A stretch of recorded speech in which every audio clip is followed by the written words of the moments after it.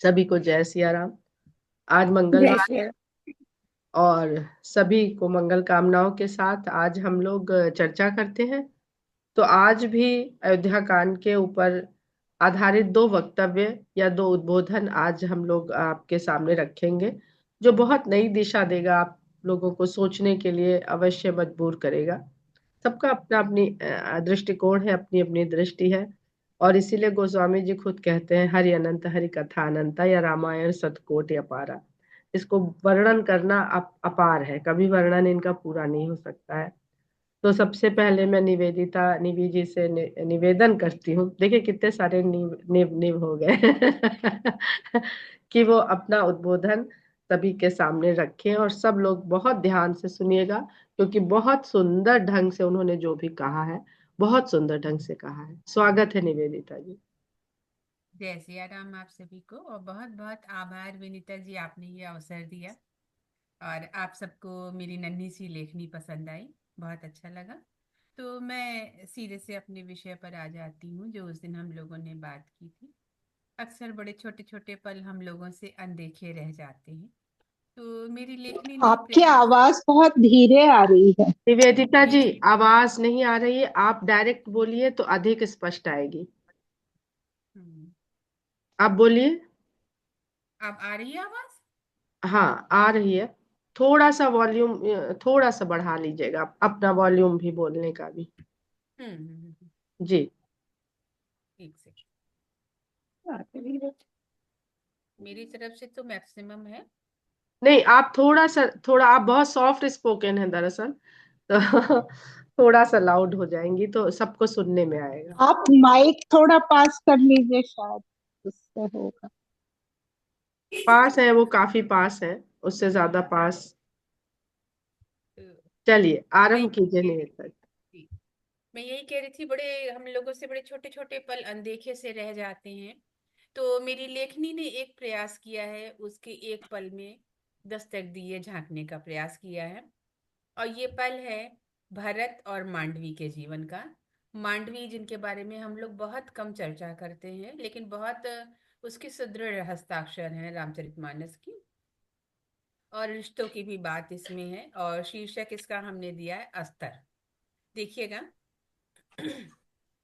प्रतिपल गहराती जा रही निशा की चुनरी ने जैसे राम की अयोध्या में वापसी के उत्सव को कुछ पलों का विराम दे दिया। कल के भोर की उजास में फिर मिलने का संकल्प लिए सब अपने कक्ष की ओर चल दिए। अंतर्मन की शांति और संतुष्टि का अनुभव करते हुए भरत अपने कक्ष में पहुंचे। तब देखा कि मांडवी जैसे एक उत्तरदायित्व पूरा हो जाने की संतुष्टि के साथ ही किसी उलझन की धूमिल रेखा के साथ एक गवाक्ष के सम्मुख खड़ी थी। भरत ने मांडवी के कंधे पर हाथ रखते हुए प्रश्न पूछती सी चुप्पी से उन धूप छांव सी सपनीली आंखों में देखा। मांडवी की पलकें उठ गईं। आपने सबके प्रति अपने कर्तव्य निभाए, फिर मुझको क्यों और कैसे भूल गए? राम भैया का वनवास पिता महाराज के वचनों का पालन करने की उनकी इच्छा थी। साथ ही सीता दीदी एवं देवर लक्ष्मण का वनगमन उनकी इच्छा। वनवासी जैसा जीवन जीने और राज्य की सुचारू व्यवस्था के लिए नंदीग्राम में रहना आपकी इच्छा। फिर मुझसे मेरी इच्छा जाने बिना ही राजमहल के दायित्व पूरा करने के लिए, यहाँ रहने के लिए क्यों कहा? भरत के चेहरे पर अलग से ही भाव व्याप्त हो गए। हाँ, सच कह रही हो, मुझसे यह त्रुटि हुई है, परंतु इसका कारण तुमको स्वयं से अलग नहीं समझना है। जैसे धनुष बाण को निशाना साधने के लिए अलग हाथों में पकड़ा जाता है, परंतु संधान के लिए अनदेखे बिंदु पर दोनों मिलकर प्रयास करते हैं। धनुष के लचीलेपन की दृढ़ता तुम में ही है। इसलिए तुमसे बिना पूछे ही बाढ़ की तीक्ष्णता को अपनाकर मैंने सबके प्रति दायित्वों का निर्वहन किया। मांडवी के शब्द सितारों से छिटक पड़े। परंतु आपको यह क्यों नहीं लगा कि मैं धनुष बनना चाहती हूँ? कि त्रिशूल? त्रिशूल जो हाथ में बने रहकर भी तीन शूल हर लेता है। वस्त्र को सुंदर, भरत का जवाब था कि वस्त्र को सुंदर एवं सुगठित रूप देने के लिए उसका अस्तर तमाम सिलवटों को सुई की चुभन के साथ ही अपने में समेट लेता है। वैसे ही पति पत्नी दो सर्वथा अलग व्यक्तित्व हो, होते हुए भी सिर्फ इसी एक विशेषता के कारण ही एक दूसरे की सलवटों को समेटते हुए जीवन पर्यंत साथ रह पाते हैं। भरत की आंखों में नेह भरी मनोहार की चांदनी छलक गई। जय सिया राम।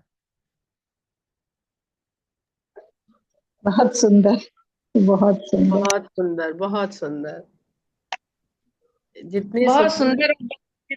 जितनी बार सुनो उतना ही मन करता है कि मतलब इतना बढ़िया, इतना गुड़ता, बार बार सुनने को मन करता है। बहुत सुंदर कल्पना, बहुत बहुत सुंदर भाव, सुंदर। बहुत सुंदर हाँ, शब्द और बहुत ही सुंदर। बिल्कुल गद्य है पर किसी भी काव्य से कम नहीं है। बिल्कुल सही। बिल्कुल ले लीजिए। ऐसा लगता है कोई काव्य ही हाँ, सुन रहे हैं। कविता कोई बढ़ रही है आगे, धीरे धीरे धीरे, मंदाकिनी की तरह। बिल्कुल। जी, बहुत सुंदर, बहुत बिल्कुल हल्की हल्की लहरों से। हाँ, बहुत सुंदर। बहुत प्रभु ऐसा के लगता बारे है में सभी लिखिए। पति एक्सक्यूज मी, ऐसा लगता है सभी पति भरत की तरह ही बिहेव करते हैं, मान के चलते हैं कि ये और ये बहुत अस्तर सुंदर की बात तरह हमारा। कही उन्होंने कि धनुष का लचीलापन। तो देखिए, धनुष में लचीलापन होता है और बाण एकदम अ, सीधा तेज होता होता है, है। सीधा होता तो बहुत सुंदर, है। मतलब इसको जितनी पर एक। बिना धनुष के बाण नहीं चलता हाँ, हाँ, है। ऐसे ही बहुत सुंदर लिखा है, बहुत ही सुंदर कल्पना करी है। और उसी भाव से उन्होंने इसको प्रेजेंट भी किया है। इतने बिल्कुल। प्यारे भाव हैं यार, कि उसको सही सुन बात के है। लगता है बहुत। जहन के अंदर उतर गए हैं। जो माने जिस इतना वाणी से कोमल, कोमल उनका वो है बोलने का, चेहरे का भाव सब इतना कोमल है। बहुत अच्छा लगा। कुछ जब नहीं, प्रभु सब के अपनी लिए तरह का लिखिए। कराना रहता है मांडवी से, और उसको इस तरह समझा दिया कि उसे करने में कोई दुख नहीं हो, खुशी खुशी करे, करे उनके मन का। जी, प्रभु के लिए जब भी लिखिए, उनके बारे में सोचिए तो हमेशा बड़े अच्छे भाव आते हैं। हाँ, हमेशा। इसमें मेरी बिल्कुल। कुछ नहीं, उन्हीं की कृपा इसमें है। तो कोई कोई भी, हमें भी बिल्कुल पूर्ण विश्वास उन्हीं है की कृपा है। कि वो बहुत बहुत कहीं से, वो ब्रह्मांड से ही वो प्रेरणा उतर के आती है हम भीतर लिखने वाले। तो दूसरा उद्बोधन मैं अपना अनुमति हो तो प्रस्तुत करूं। तो ये विश्वामित्र और अयोध्या के बीच का एक सोच है, चिंतन है विश्वामित्र जी का। और इसका शीर्षक ही है विश्वामित्र और अयोध्या। सारी अयोध्या में राम के विवाह की धूम मची हुई थी। राम के साथ साथ शेष तीनों भाइयों के विवाह ने तो अयोध्या को आनंद उत्सव के सागर में ही डुबो दिया था। राजा दशरथ और राज परिवार इस आनंद उत्सव से मुक्त ही नहीं होना चाह रहा था। विश्वामित्र के लिए समस्त अयोध्या का हृदय कृतज्ञता से परिपूर्ण था। उनकी आवभगत में कहीं कोई कमी न रह जाए, इसका ध्यान राजा दशरथ, उनका मंत्रिमंडल, सलाहकार, गुरुजन से लेकर छोटे से छोटा सेवक भी रख रहा था। अपने भवन में विद्यमान सरोवर के किनारे विराजमान विश्वामित्र चिंतामग्न से थे। उनकी आंखें दूर आकाश में खोई हुई थीं। माथे पर उपस्थित ज्ञान की तीनों लकीरें चिंता का सानिध्य पा कुछ सिकुड़ गई थीं। विश्वामित्र को दशरथ की कृतज्ञता के भाव से पहले वो दृश्य याद आ रहा था जब वे राम को मांगने राजा दशरथ के दरबार में उपस्थित हुए थे। इस तरह तो राजा दशरथ के चेहरे का रंग उड़ गया था, मानो वे दशरथ से उनके प्राण, नहीं नहीं, प्राण से भी बढ़कर कुछ मांग लिया हो। अस्वीकार्यता के चिन्ह दशरथ के चेहरे पर स्पष्ट दिख रहे थे। उनका पुत्र प्रेम मोह के साथ साथ पुत्र पर उनके आधिपत्य के भाव को भी दर्शा रहा था। यदि वशिष्ठ दशरथ को नीति ज्ञान और राजा का कर्तव्य न समझाते तो शायद विश्वामित्र को खाली हाथ ही लौटना पड़ता। राम का जाना और अब चारों पुत्रों का वधुओं के साथ आना दशरथ को भाव विभोर किए दे रहा था। आज वो कृतज्ञता के कारण विश्वामित्र के आगे नमित थे, किंतु विश्वामित्र राम की क्षमता को देख परख चुके थे। राम के सामर्थ्य से पूर्ण आश्वस्त थे कि संसार को अत्याचार और दुखों से कोई मुक्त कराएगा तो राम का सामर्थ्य और उसका आचरण। माना कि अयोध्या सुख समृद्धि से भरपूर है। यहाँ के लोगों का आचरण सदाचार और श्रेष्ठ कर्मों से युक्त है।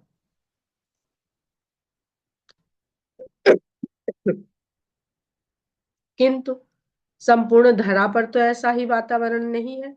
उन्होंने राम को ऐसी परिस्थितियों की झलक भी दिखा दी और यह भी संकेत कर दिया कि उसका बल और करुणा संसार के लिए है, केवल अयोध्या के लिए नहीं।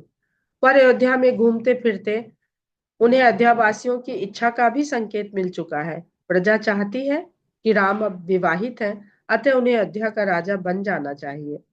राजा दशरथ वृद्ध हो चुके हैं। विश्वामित्र ने भी अनुभव किया कि दशरथ अपने राज्य के सुसंचालन और सुरक्षा को लेकर इतने संतुष्ट है कि पृथ्वी पर अन्य स्थानों में बढ़ने वाले असुर अतिक्रमण से कदापि चिंतित नहीं है। जबकि राम का हृदय किसी की भी दयनीय दशा देखकर करुणा से भर उठता है और व्यग्र हो जाता है उसके कल्याण के लिए। पर संकोची राम कभी भी अपनी इच्छा अपने पिता से कह ही नहीं पाएगा। इससे पहले भी मुनि समागम के अवसर पर सभी संतजन, साधु, ऋषि, मुनि राक्षस जाति के अनाचार और अत्याचार के बढ़ते प्रभाव से चिंतित हो रहे थे। अगस्त्य, अत्रि आदि ने अनेक प्रयास कर देख लिए थे कि राक्षस अपनी रक्ष संस्कृति को भुला चुके हैं और शोषण ही अब उनकी वृत्ति, प्रवृत्ति और संस्कृति बन चुका है। अतः विश्वामित्र को यह जिम्मेदारी सौंपी गई कि वे ही समस्या का समाधान निकालें, उचित व्यक्ति की खोज करें जिसे सारे ऋषि मुनि अपने शोध, श्रम, साधना द्वारा सहयोग कर इस राक्षस साम्राज्य को आगे बढ़ने से रोक देंगे, जो न केवल धरा पर बल्कि लोगों की बुद्धि पर भी अब अपना वर्चस्व बना रहा है। विश्वामित्र इतने दिनों से राज परिवार और राज दरबार में सभी की उपस्थिति और प्रभाव का भी अध्ययन कर रहे थे। भली प्रकार चिंतन उन्हें धीरे धीरे चिंता से बाहर ला रहा था। एक एक कर अनेक व्यक्तियों के सामर्थ्य और राजा पर उसके प्रभाव का वे निरीक्षण कर रहे थे। 3 व्यक्ति उन्हें दिखाई दिए जो उनके चिंतन का परिणाम थे: गुरु वशिष्ठ, मंत्री सुमंत्र और महारानी कैकेयी। वशिष्ठ धर्म नीति का मार्ग बताने के लिए उपयुक्त थे, सुमंत्र राजनीति का मार्ग। पर राम को तो राजनीति और धर्म नीति के साथ साथ प्रीत नीति का भी निर्वहन करना है। राम स्वयं कभी किसी के हृदय को आघात नहीं पहुंचा सकते, संकोची इतने कि न किसी को मना सकते हैं और न किसी को मना कर सकते हैं। कौन है जो इन तीनों नीतियों को निभाने में राम की सहायता कर सकता है? विश्वामित्र की आंखें सिकुड़ी और फिर फैल गईं। उनमें चमक भी आ गई। कैकेयी, हाँ हाँ कैकेयी। विश्वामित्र ने अपने लिए नियुक्त किए गए सेवक को बुलाया और उसे कहा, महारानी कैकेयी तक गुप्त रूप से मेरा संदेश पहुंचाओ कि महर्षि विश्वामित्र उनसे गुप्त भेंट करना चाहते हैं। कोई बहुत महत्वपूर्ण मंत्रणा गुप्त रूप से करनी है। सेवक ने कहा, मुनिवर, मुझ सेवक को रनिवास तक कोई भी गुप्त संदेश ले जाने का कोई मार्ग नहीं है। मुझे इतना अधिकार प्राप्त नहीं। मुझे पहले दरबार से अनुमति लेनी होगी, तभी मुझे राजभवन के रक्षकों के द्वारा रनिवास में प्रवेश मिलेगा। उसके लिए प्रत्येक स्थान पर मुझे कारण को लिखित रूप से देना होगा। विश्वामित्र सोच में पड़ गए और फिर पूछा, कोई और रास्ता देवी कैकेयी से संपर्क का? सेवक, महाराज, महारानी कैकेयी की निज दासी मंथरा उनकी बड़ी मुंह लगी है। उनके मायके से होने के कारण उसको कुछ अधिक अधिकार प्राप्त हैं, या यूं कहिए कि लक्ष्मण को छोड़कर कोई भी उसको कुछ कहता सुनता या पूछता नहीं। अपनी कमी के कारण वो थोड़ी चिड़चिड़ी भी है, कभी भी किसी को कुछ भी कह देती है, इसलिए कोई उससे उलझता ही नहीं। हाँ, लक्ष्मण तनिक नटखट और मुंह फट है। वो ननिहाल के नाते उसे छेड़ देते हैं कभी कभी, इसलिए वह भी उनसे बच के ही निकलती है। वह कभी दिख गई तो उसके द्वारा महारानी को संदेश पहुंचाया जा सकता है। विश्वामित्र, जैसे उससे सामना हो, महारानी तक मेरा संदेश पहुंचवा दो। सेवक ने सहमति में शीश झुका दिया। कैकेयी अपने भवन में निर्मित पुस्तकालय में विराजमान वेद ग्रंथों का अध्ययन कर रही थी, साथ ही साथ अनेक स्थानों से आए हुए प्रार्थना पत्रों को भी देख परख रही थी। इतने में मंथरा, जिसको कैकेयी के भवन में कभी भी आने जाने की छूट थी, प्रवेश करते ही अन्य परिचारिकाओं को वहां से निकल जाने का संकेत करती हुई कैकेयी के एकदम निकट आ खड़ी हुई। कैकेयी, कहो मंथरा, आज कौन सी मंत्रणा के लिए एकांत चाहिए? तुम छोटी छोटी बातों से व्यथित ना हुआ करो। लक्ष्मण के कहे का बुरा ना माना करो। उसका तो स्वभाव ही चंचल है। उसके ही कारण तो महल में सूनापन नहीं लगता। अन्यथा भरत शत्रुघ्न कैकेय देश में और राम मितभाषी। लक्ष्मण ही तो सबका मन अपनी चंचलता से बहलाए रहता है। मंथरा, रानी, क्या तुमको मेरे चेहरे के भाव से किसी रुष्टता का आभास हो रहा है? तनिक ग्रंथों से दृष्टि उठाकर तो देखो।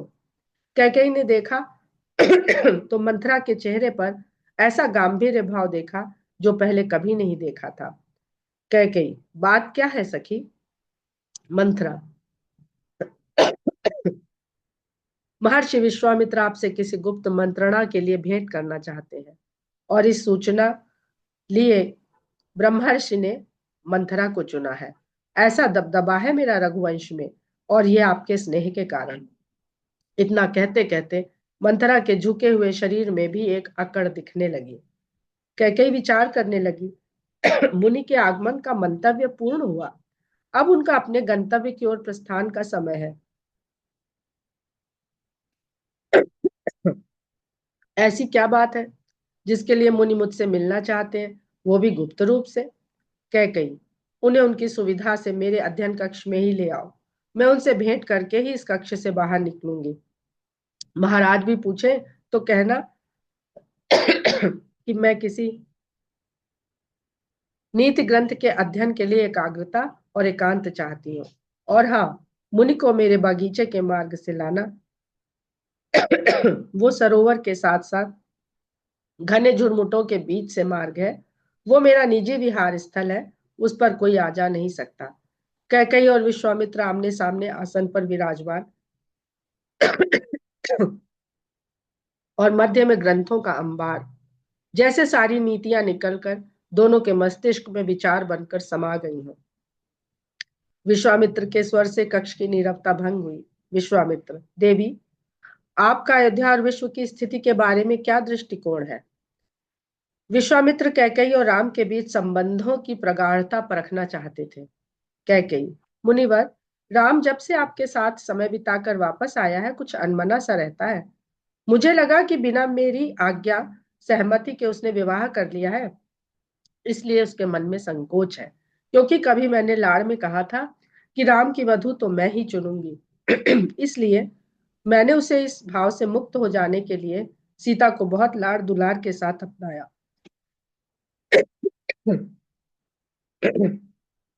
मांडवी से भी अधिक सीता के साथ समय बिताती हूँ।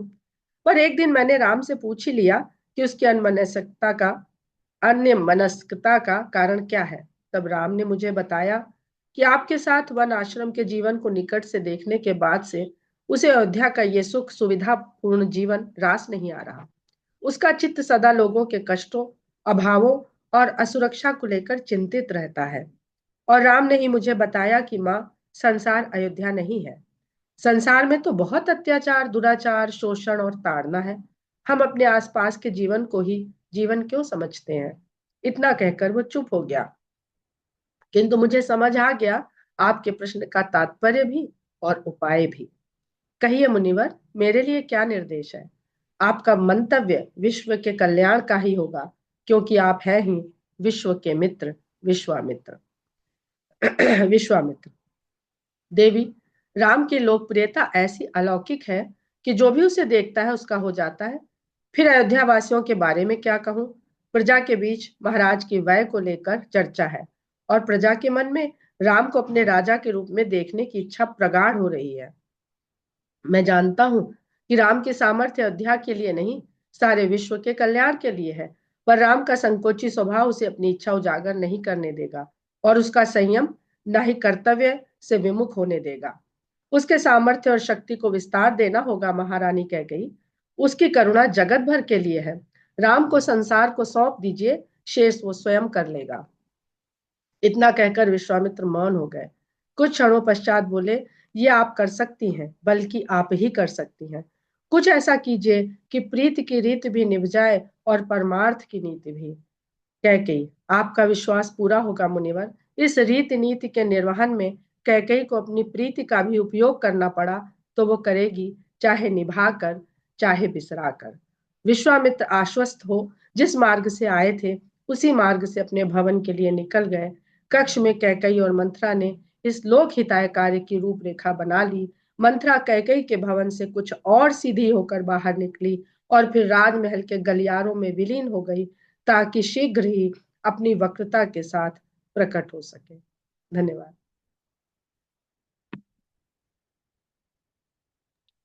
बहुत सुंदर दीदी, बहुत बहुत सुंदर। सुंदर।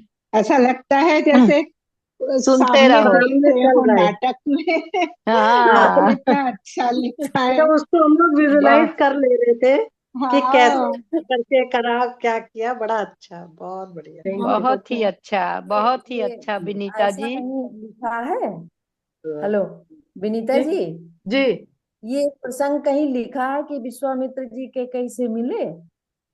नहीं। मतलब अच्छा अच्छा ये कुछ दीदी ऋषि सोचा मुनि है। कुछ ऋषि मुनि भेंट करे थे। ये बहुत पहले कभी कहीं पढ़ा था, बचपन में या थोड़ा बचपन के बाद, कि ऋषियों की कैकेयी के साथ एक गुप्त मीटिंग हुई थी, जहां पर उन्होंने कैकेयी को इस तरह के हालात बताए थे। और एक डॉक्टर राम प्रसाद मिश्रा जी की कुछ पुस्तकें हैं मेरे पास। ये पुस्तक मुझे वापस करनी पड़ी थी क्योंकि लास्ट प्रति बची थी। उनके बेटे बहू से मेरा कुछ है, संपर्क है, मतलब दीदी है वो मेरी, जिनके वो ससुर। तो उन्होंने हमें एक शर्त पे पढ़ने की दी थी कि वापस करोगी। उसमें कुछ कुछ बातें इस तरह की थी कि दशरथ थोड़े निश्चिंत रहते थे, उनको दूसरों की चिंता नहीं थी ज्यादा। वो रावण के बारे में जानते थे और उससे अटैक, लड़ाई नहीं करना चाहते थे। हालांकि वाल्मीकि रामायण में इसका जिक्र है कि दशरथ से पहले भी उनके पूर्वजों का भी युद्ध हुआ है रावण के साथ। तो बहुत सारे लोगों के अपने अपने चिंतन है, लोगों के अपने अपने लेखन है। ये एक हाँ, बात ये कहना आशुतोष चाह रहे राणा थे। जी ने भी तो लिखा है कि राम ने उनको बोला था कैकेयी हाँ, उन्होंने राम को ही कि बोला है, पर राम बहुत एक संकोची है। बात मुझे जो लगता है राम बहुत संकोची है। एक जी, बात ये इसमें कहना लगे। चाह रहे थे, जी, हम बस इतना कहना चाह रहे थे, जो भी आपने अभी बोला इसका कहीं कुछ उल्लेख शायद आपके ही द्वारा जब पिछली बार अयोध्या कांड हो रहा था तब आया होगा। क्योंकि जो भी उसका हम, हमें हाँ, है, बस एक चीज हमें आपके इस पूरे वक्तव्य में पसंद ना आने वाली तो खैर कोई बात ही नहीं है, लेकिन जैसे कहते हैं ना कि कोई कहानी होती है, हम लोग सोचते हैं कि जो बड़ी बिगर लार्जर पिक्चर है, जो भगवान ने बना रखी है, एक टेपेस्ट्री जैसे है, और हम उसमें एक धागे हैं, तो ये भी कहीं पढ़ा ही है, और हम लोग सिर्फ उतना देखते हैं जो अगल बगल दिखाई दे रहा है। जी, जैसे जैसे ज्यादा पढ़ते हैं, सत्संग करते हैं, तो दृष्टि धीरे धीरे अंदर तक, गहराई तक जाने लगती है। अब जब ये आपका सुना, तो जो ये सब बातें दिमाग में पड़ी थी, तो एक चीज अभी क्लिक की कि जब हम ये मान के चलते हैं कि सारी चीजें ईश्वर की इच्छा से हो रही हैं और राम नर में लीला कर रहे हैं और मनुष्यों का उद्धार करने के लिए आए हैं, तो ये 100% श्योर बात है कि कभी भी एम्बिशियस आदमी को, एम्बिशियस, इसको आप नहीं है कि वो मर्यादा कम थे तो उनकी महत्वाकांक्षा और मेरी महत्वाकांक्षा एक सी है, लेकिन जो आदमी पूरे संसार का उद्धार करने के लिए आया होगा और जिसने एक बार प्रकृति के पास जाकर, विश्वामित्र के साथ जाकर अपने पोटेंशियल को देखा होगा, तो ये वास्तविकता कि फिर वो छोटी सी तालाब में रहकर या अयोध्या के सुखों में रहकर प्रसन्न नहीं रहेगा, उसको तो सबका उद्धार करना है। जी और ये कहानी बता देती है कि वो पहले से तय था कि वो जी आएंगे और रावण का संहार करेंगे। जी अब आपके कहने से कैकेयी को भी, कैकेयी को लिख ही नहीं सकते हैं, लिखा है, बहुत लोगों ने कैकेयी का संताप और सब लिखा है। तो वो इतनी ज्ञानवान थी, इतना शास्त्रों का, शस्त्र का उसको ज्ञान था। राजा केवल रूप के मोहित नहीं थे, राजा उसके ज्ञान से मोहित थे। जी तो अब कैकेयी से भी हम ये उम्मीद कैसे करें कि वो अब एक दासी की बात मान लेगी। तो ये सारी बातें जो, जैसे जो कहानी के फॉर्म में आपने बताया, तो पजल की तरह एकदम फिक्स हो जाती है ये चीज कि ऐसा ही हुआ होगा। जी वशिष्ठ थे एक उनके घर के पुरोहित, और विश्वामित्र थे विश्व के मित्र। वो जी उनसे बड़े और छोटे, उनको पूरे विश्व का कल्याण करना था और वशिष्ठ को केवल ये राजघराना देखना था। तो विश्वामित्र का ये सोचना, उसमें से कैकेयी को समझना, और रानियों के कंपैरिजन में जो कि राम पर सबसे अधिक अपना प्रभाव रखती थी, जी है ना, और प्रेम था उनका। और जो जी आपने लक्ष्मण के लिए बीच में बात कही ये कि मंथरा वो चहल पहल मचाए रहते थे, एक ऐसा दृश्य खिंच गया, ये वो जो कह रही है ना, इतना सुंदर लग रहा है, एक पिक्चर आगे आगे खिंच गई कि हाँ ऐसा ही हुआ होगा। Thank you. और जब ऐसी कोई चीज आती है ना तो लगता है अरे ये तो हमारे अंदर थी। तभी तो सब लोग कहते हैं कि हम लोग के अंदर, सबके अंदर राम है, जी हम सब लोग एक से हैं। ये जो ऊपर बुद्धि जो प्रोसेस करती है ना, प्रोसेसिंग यूनिट है, वो अलग अलग ढंग से प्रोसेस करती है। अलग अलग सुने हुए तत्व जो आपने प्रदर्शित जी किए, उसने प्रोसेस किया, और जी उसके पीछे बिल्कुल 3 साल का, 4 साल का गहन अध्ययन है। ऐसा नहीं है कभी राम प्रसाद मिश्रा, आपने जितना ज्यादा गहन अध्ययन किया है, तो बात ये नहीं होती कि कोई बहुत अच्छा बोलता है, बोलना तो सीख भी सकता है अच्छा, अच्छे ढंग से, लेकिन जो पीछे 8-10 साल पहले जो उसने शुरू किया काम, 5 साल पहले अपने जीवन में, फिर वो जो निकल के चीज आती है, तो वो बहुतों के दिमाग को अंदर तक ले जाती है। जो बहुत और बुद्धिजीवी होंगे आपके समकक्ष, वो चीज आपकी उस कथा से बिल्कुल, हमारे दिमाग में जैसे तत्व पढ़े थे आप ही के द्वारा बताए गए, अभी हमने अलग से नहीं पढ़ा, मैं पढ़ी, इस कदर कुछ नहीं पढ़ा हमने, लेकिन वो बुरा बता, ऐसा ही हुआ था, क्योंकि इसमें सारे पॉइंट सही है। कैकेयी का भी सही होना है, मंथरा भी एक गंभीर सोच के साथ आई थी। मंथरा कोई केवल ऐसी बकवास नौकरानी नहीं रही होगी कि कैकेयी देश से जो कैकेयी के साथ आई होगी, वो भी बुद्धि वाली होगी। हम आप अपने पास कोई बेकार का आदमी रखते हैं, आप बताइए। हम लोग कहते तो हैं कि साधारण हमारा जीव तो हैं, आईक्यू लेवल नहीं मेंटेन मैच करता, तो हम वैसा सेवक हम भी लोग नहीं। कभी बेवकूफ सेवक भी रखते हैं, तो जो हमारे हिसाब से होता है, तो कैकेयी के हिसाब से थी तब तो उनके ससुराल तक आई थी। तो ये सारी बातें फिक्स हो जाती है थैंक यू। और ये बात तय हो जाती। और रावण, एक सेंटेंस जो आपने बोला कि दशरथ उम्र के हिसाब से सेटिस्फाइड हो गए थे, उन्होंने जो एक चीज मांगी थी, राम जैसा आप पुत्र बन के आओ, तो उन्हें राम जैसा पुत्र मिल गया, और एक पुत्र क्या 4 पुत्र मिल गए। तो उनकी महत्वाकांक्षा वहां पर as a Raja, as a पिता, हम लोग जैसे संतोष कर लेते हैं बच्चे सेटल हो गए हमारे, बिल्कुल सही। लेकिन रावण का आधिपत्य राज्य में नहीं बढ़ रहा था, रावणी प्रवृत्ति लोगों के दिमाग पे हावी हो रही थी, जो आज पूरी तरह से हावी है। जी हम लोग राम का इंतजार कर रहे हैं, हम लोग राम का इंतजार कर रहे हैं, वापस सतयुग का पर और बुद्धि में त्रेता युग का। आधिपत्य रावण का करे हुए हैं। लेकिन बुद्धि पूरी, अब तो रावणत्व के पूरे उसमें, वो त्रेता था तो, लेकिन ये बात शुरू हो चुकी थी कि धीरे धीरे बुद्धि में विकार आएंगे, और ये प्रक्रिया बिल्कुल नेचुरल है। देखिए इसमें हम आप जितना रहे उतना थोड़ा तैर के निकल जाएंगे। का इतना ही महत्व है कि अगर आधा घंटा हम लोग बात कर लेते हैं, हम आपकी बात सुन लेते हैं और उस पर सोच लेते हैं, समझिए उतना ही बहुत पुराने पुण्य प्रभाव रहे होंगे, जिसकी वजह से अच्छा लगता है ये, बहुत अच्छा, बहुत अच्छा। हम जनरली आप देखती होंगी हमारे पास डिस्कशन के लिए कोई चीज होती नहीं है आजकल, क्योंकि हम साल भर मतलब पैर कुछ कहीं बिजी हैं, ऐसे ही दिमाग से बिजी हैं, कोई खास काम नहीं है, सब प्रसन्न है। लेकिन हम जब डिस्कशन सुनते हैं तो फिर हमें इससे कुछ कुछ मिल जाता है।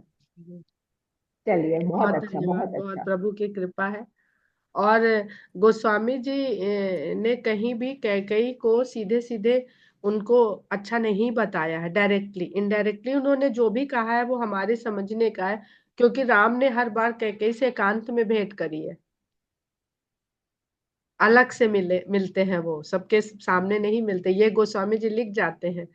और क्योंकि वहां पर उन्होंने एक ऐसी बुद्धि को प्रतीक लिया है कैकेयी के रूप में, इसलिए अगर वो अपनी कथा में रामचरितमानस में कैकेयी को ये लिख जाएंगे तो फिर जो मनुष्य की उस तरह की बुद्धि के लिए वो बात कर रहे हैं वो सिद्धांत गड़बड़ हो जाएगा। मध्यकालीन जब लिखी गई है रामचरितमानस, जब मुगलों का बहुत बढ़ गया था, जी अंग्रेज आने वाले थे, मतलब आ चुके थे ईसाई, वो जो नहीं, समय आए था नहीं, ना एक आधा हमारी कोई जन, आया था, एक आधा कोई वो नहीं, वो रिसर्चर आए आया थे था। जो मिशनरी लोग आते हैं हाँ पुर्तगाली हाँ, डच जो सर्वे 1500 में। करके बस गए थे जी। हाँ, तो जो ये और रामचरित की जहांगीर कथाएं के उस कोर्ट समय में बनी आए हैं, थे, हम्म, जहांगीर के कोर्ट। जहांगीर के नहीं, हम कह रहे हैं वो जो समय था वो बहुत, हमारी संस्कृति बहुत उसमें चली गई थी, बहुत बहुत वैदिक संस्कृति का बहुत, इतने कम पढ़े लिखे हम लोग थे कि हम लोग को सीधी बातें बताने के लिए भी कहा जाता है कि बाल जब अच्छा, क्या बताया गया औरतों को, तो बाल बटोर लेने चाहिए, क्योंकि अगर वो बाल फैलते हैं स्त्री के तो उसका घर तितर बितर हो जाता है। सिंपल सी बात समझानी थी कि बाल खाने में न जाए। तो क्या कहते थे, स्त्रियां इतनी बिजी थी, मम्मी बताती हैं, कि सर पे लेप लगा के बाल चिपका लेती थी कि 4 दिन भी बाल खोल के ना झाड़ पाए, तो खाने में और कहीं पे गंदगी ना हो। तो ये चीजें बहुत गंवार लोगों को समझाई जाती हैं, साइंटिफिक वो ना साइंटिफिक कुछ समझा सकते थे, न राम का वो रूप समझा सकते थे जो वेदों से निकला है। तो गोस्वामी जी की खूबसूरती तो यही है, उन्होंने बहुत उस समय हमारे सामने लाए, जब अब हम लोग तो फिर भी अपने को पढ़ा लिखा कह सकते हैं, जी उस समय तो एजुकेशन थी ही नहीं हमारे देश में। तो 800 1000 साल हो गए थे, 800 से लेकर और 1500, 8 7 15 700 साल से वेदों का तहस नहस हो चुका था, जी औरंगजेब सब जला चुका था, लोग छिपे पड़े थे कहीं, तपस्वी जैसे और ऋषि लोग जैसे बचे थे, सिर्फ एक कर्म कांड वाले लोग किसी तरह अपने को जी रोजी रोटी पाल रहे बचाए थे, हुए थे वही जी। वही बचाए गए, बस उतना ही था, असलियत में नहीं था। असलियत में तो जब मैथिली शरण गुप्त या अब जैसे जो लोग रामचरितमानस किंकर जी हैं, भद्राचार्य जी हैं, होने वाले टाइम में शायद विनीता जी भी हों, लेकिन मतलब अब नहीं, हमारे लिए जो तो वही है। देखिए, हम भद्राचार्य जी को डायरेक्ट नहीं सुन पाए, हम वीडियो से सुनते हैं, यानी अगर हम 10-20 साल और जिंदा रह गए और आपका ये भगवान दया से चलता रहा, आपका ज्ञान और बढ़ता रहा, हमारा भी साथ में बढ़ता रहा, तो हो सकता है हम भी कहें कि हाँ, उनका जो होते थे रिकॉर्डिंग वो सुनो तो तुम लोग को थोड़ी अच्छी चीज पता चल जाएगी। ऐसा होता है, देखिए, जैसी ऐसे ही प्रभु की समय से इच्छा, बढ़ जाता है। बिल्कुल जैसी पता प्रभु नहीं की किस इच्छा, लिए जैसी भगवान ये प्रभु की कार्य करवा रहा है, गोस्वामी जी को भी नहीं पता बिल्कुल रहा होगा उस समय कि नहीं पता था, 600 साल बिल्कुल बाद नहीं भी पता था। लोग उनके ग्रंथ से इस प्रकार उनको नहीं तो लोग क्या कह रहे मार्गदर्शन हैं, दे लोग रहे तो यही कह रहे हैं ना कि वो इतना स्त्री के प्रेम में पागल थे, या वाल्मीकि की सुनो, यही सब तो बातें कही जाती हैं। वो साधारण व्यक्ति ही थे, लेकिन उनकी प्रज्ञा बहुत ज्यादा थी, सेंसिटिवनेस ब्रेन की। तो दीदी, जो जैसे आप कह रहे हैं कि सब कुछ पहले से लिखा रहता है, तो ये भी पहले से ही ईश्वर की मर्जी थी राम जी की कि हम सब लोग ऐसे जुड़े और विनीता बिल्कुल दीदी को जुड़े, बिल्कुल बिल्कुल रिकॉर्डिंग होता रहे। ये सब प्रभु की कृपा भय सबका जो जन्म हमार सुफल भय फल आजू, और भारती कुछ नहीं है। जय सिया राम। बहुत बढ़िया, बहुत बढ़िया।